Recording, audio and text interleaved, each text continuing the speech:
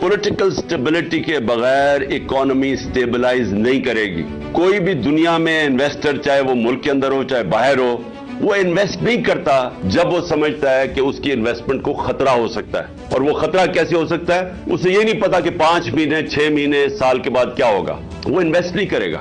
سو investment جب تک نہیں آتی ملک کی دولت میں اضافہ نہیں ہوتا, نوکریاں نہیں ملتی, ملک آگے نہیں بڑھ سکتا. سب سے امپورٹنٹ چیز پاکستان میں رول آف لا ہے. اکانومی کنیکٹڈ ہے رول آف لا کے ساتھ. یہ لوگوں کو غلط فہمی ہے. ان کو یہی نہیں پتا آج تک کہ دنیا کا نقشہ اٹھا کے دیکھ لو, دنیا کے اندر جدھر بھی خوشحالی آئی ہے پہلے رول آف لا آیا ہے.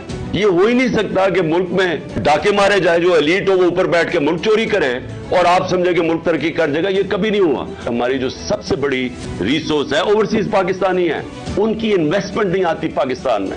وہ پلاٹس خرید لیتے ہیں لیکن انویسٹ نہیں کرتے انڈسٹری میں اور بزنسز میں, کیونکہ ان کو کانفیڈنس نہیں ہے. پاکستان کے انصاف کے نظام پہ کانفیڈنس نہیں ہے. اور میں مڈل ٹیئر انویسٹرز کی بات کر رہا ہوں, بڑے بڑے انویسٹرز نہیں. اور اگر ہمارے پاس 1 کروڑ میں سے میں کہتا ہوں 5 لاکھ پاکستانی بھی انویسٹ کرنا شروع کریں, آپ امیجن کریں کہ کتنی انفلو آگے ڈالرز کی ہمارے ملک میں. تو اس کے لیے کانٹریکٹ انفورسمنٹ چاہیے, اس کے لیے رول آف لا چاہیے, اس کے لیے ایک کانفیڈنس چاہیے ہمارے ملک کے انصاف کے نظام پہ کہ گورنمنٹ ایک مینڈیٹ سے آئے, اور پھر جب وہ مینڈیٹ سے آئے تو اس کے جب پبلک اس کے پیچھے کھڑی ہو تو وہ پھر مشکل فیصلے کرے. پبلک تو اس کے ساتھ ہوگی جب وہ ٹرسٹ کریں گے کہ جب وہ پبلک کو جو بھی لیڈرشپ کہے گی کہ دیکھیں یہ مشکل وقت ہے, یہ میں کر رہا ہوں اور اس کے بعد آپ کے لیے آسانیاں پیدا ہوں گی, تب پبلک مشکل گزار لیتی ہے. لیکن ان کے ہوتے ہوئے تو ان کے پاس اب کوئی اعتماد ہی نہیں ہے ان کے اوپر. پاکستان میں رول آف لا اسٹیبلش کرنا اب ناگزیری ہو چکا ہے. اس کے بغیر ہم اس ملک کو اب